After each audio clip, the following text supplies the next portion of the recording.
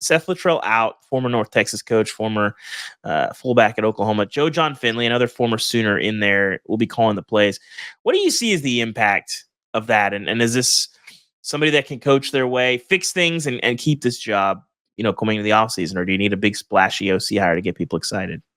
It's a great question. I honestly don't know the answer on the guy who could get hot as an offensive coordinator. I mean, look, the name that probably Oklahoma fans hate the most is Riley. And Garrett Riley went from being really hot 3 years ago when he helped TCU go to play for the national title game. He gets hired to Clemson and he really struggles last year. And now after a bad opener against a really good Georgia team, Clemson's rolling and Garrett Riley's name is hot. I'm not saying Garrett Riley's going to go to, back to where his brother used to be. I'm just saying, be careful if you kind of ride the flyer on, I think this guy's going to save us, right? Mm-hmm. I thought Seth Luttrell was a really good fit in there. He'd been behind the scenes. Obviously, as you said, he was a good player on, back then for OU. He learned in the air raid system under Mike Leach and really close to Bill Bedenbaugh. They're like family, the O-line coach. I don't know if they had a lot of weird circumstances. The quarterback situation never got really settled. They had a run of injuries at the receiver spot. And I think what you alluded to, they jumped way up in competition because the SEC is way tougher than the Big 12. And when they were in the Big 12, they basically had the run of the place, because Texas and OU were the two heavyweights in the conference. And for much of the last decade, Texas was spinning its wheels. Mm-hmm. So, OU had that advantage. Now it feels like they're punching up at times in the SEC. And I don't think on the big picture side, I don't think Joe Castiglione, the longtime AD, is the kind of guy to pull the plug on one of his hires after 3 years in regards to Venables. But I definitely think this is a trial of, hey, what can Joe John Finley do running the show?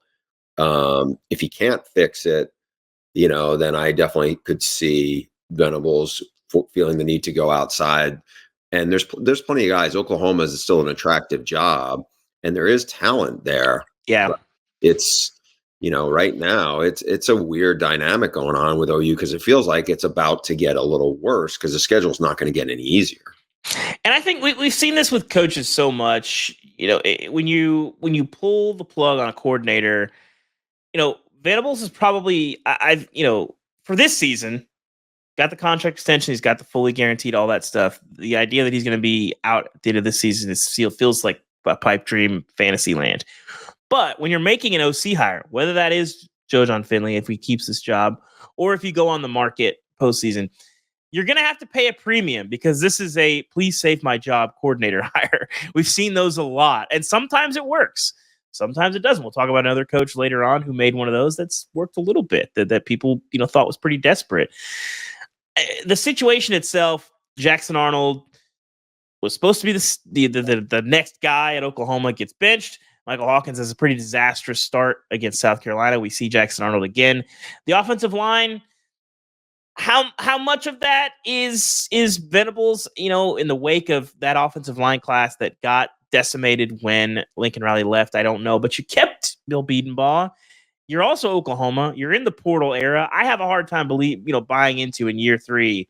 Well, our 2022 class got kneecapped because the coach left. I'm like, I don't know about that. But when you look at the rest of Oklahoma's season, not going to be competing for titles. But what can Brent Venables do in the back half of this year to go into the offseason where everybody's not screaming at him constantly? David, I think the biggest thing he can do now is go be competitive. I mean, it's going to sound like, I'm not saying they're going to lose, most of the games. I just think when you look at what they're dealing with right now, this is a team, I feel like they got embarrassed a bunch of times right now. And that doesn't feel very much like OU. Like I didn't even think when they played Texas a few weeks back, viewers looked rusty. That didn't look like a great, showing by the Longhorns. Now you got Ole Miss, who's honestly has been embarrassed a couple times out. They are sitting there with 2 losses. I think they're 1-2 in conference play. They have Maine. Okay, they should win that game, obviously. But then it's like at Missouri, You still got Alabama, who's still got a lot of players, and then you got at LSU. So you got 3 of the last 5 games are on the road, and quite honestly, they're better teams, and that doesn't include Alabama. I think going 1-4 down the stretch, and then what are you looking at? A 2-6 first season in the SEC. Like, I'll be surprised to win any of these SEC games. And I didn't think they were going to be great to begin with, but I did think they would win a few of these games. I didn't think they would get blown out by South Carolina. I don't know. It's crazy. Yeah, and I'm not decent. It's been better than it's normally been, but now even that's starting to look shaky. Yeah, I'm not in Norman, but Oklahoma was the first team that I got paid to cover. I covered the 2009 team, the year that Sam Bradford came back after winning the Heisman, and that team I think was 7-5 or 8-4. I forget they beat Andrew Luck and Stanford in the Sun Bowl, but you would have thought the sky was falling and they had lost like 3 games, and I can't even imagine at this point kind of what things are like in Norman. We're gonna go through 15 coaches today, Bruce. Where do you think Venables ranks in the hot seat from those guys? Realistically, David, I think he ranks near the bottom because of the Joe Scaglione factor, and they were good last year. It wasn't like they were awful. This feels a little bit like, and the personalities of the 2 guys are different, but it feels a little bit like Dave Aranda, where rough first year, the second year, all of a sudden it was like they hit it, and they not as big a year as Aranda had, but still a really good year. And then year 3, oh man, we got to make more staff changes. And I think what's a little different though, or maybe even a lot different, is you're in the SEC now, which is a much tougher league, and you're also the measuring stick.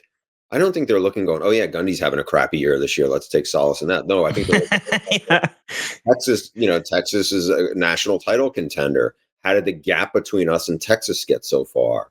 Yeah. I think but I still think after next year, I think there will be a lot more pressure, real pressure, I think, on Brent Venables. Now I think it's like, hey, the pressure is on him in terms of like, I know this isn't good enough. I'm a competitor. I got to fix this, and I got to find some solutions. And, like Brent had a reputation as a really, really good recruiter, back in the day. And I'm not saying it's not non-existent or whatever, but like some of it's injuries, but, a lot of people have injuries. They just had, got a position that was decimated by it, on top of, as you said, a quarterback situation where I wouldn't give up on Jackson Arnold. I know a lot of people think really highly of him, but they gotta figure out a lot of things, because it almost felt like everything that could have gone wrong with the offense happened at once. Maybe they can bounce that back, but I don't realistically think he's on that hot of a seat in terms of losing his job this year.